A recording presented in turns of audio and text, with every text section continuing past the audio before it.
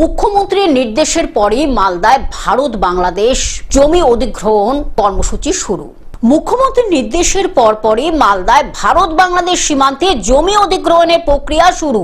মালদার জেলা শাসকের দপ্তরে জরুরি বৈঠকে বিএসএফ, জেলা প্রশাসন এবং কেন্দ্রীয় পূর্ত সড়ক বিভাগ জেলার কোন কোন এলাকায় জমি অধিগ্রহণের পরিস্থিতি কোন জায়গায় দাঁড়িয়ে তা নিয়ে পর্যালোচনা প্রশাসনিক বৈঠকে।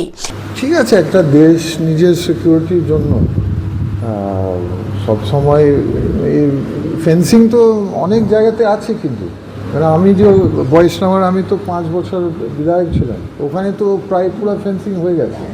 হয়তো কিছু কিছু এরিয়াজ আছে মালদাতে যেখানে ফেন্সিং নেই, সে করা হোক। তবে আমাদের একটা ফিল অ্যাকচুয়ালি আমাদের জমি, ইন্ডিয়ার জমি এ পার আর ওর পার, মানে ফেন্সিং ওই পারের আছে, ওই পারের মানুষদেরকেও দেখতে হবে, কারণ ওরা কিছু লোকরা সব এ পারে থাকে না। এটা আমি অ্যাডমিনিস্ট্রেশনকে এবং সরকারকে একটু দেখতে বলছি, ওদের যাতে না।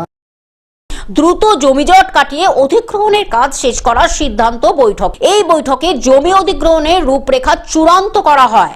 আজকে আমরা মালদা জেলার থেকে একটা বিএসএফ সঙ্গে মিটিং করেছি, অ্যান্ড ওই মিটিংতে আমাদের ল্যান্ড ডিপার্টমেন্টের অফিসাররা ছিলেন।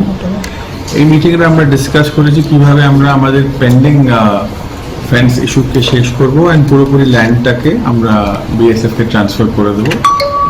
অ্যান্ড এটা নিয়ে খুবই ভালো মিটিং হলো। বিএসএফ ওনাদের পয়েন্টগুলো আমাদেরকে বললো, আমাদের ল্যান্ড অফিসাররা ওনাদেরকে যা ইস্যু ছিল বললো, অ্যান্ড আমরা এটা 45 ডেজ মধ্যে শেষ করে নেব, অ্যান্ড এটা নিয়ে আমাদের প্রস্তুত আছি। মালদা থেকে অভিষেক দাসের রিপোর্ট, গ্লোব নিউজ।